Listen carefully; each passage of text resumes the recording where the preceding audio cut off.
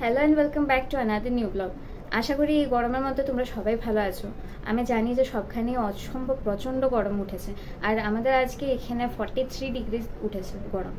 তার মানে গরমে একটা তো পুরো নাজেহাল অবস্থা, তার মধ্যে সবাই কিন্তু হ্যাস্ত অবস্থা হয়ে যাচ্ছে, আর এর মধ্যে আমরা ভিডিওস বানাতেও ব্যস্ত।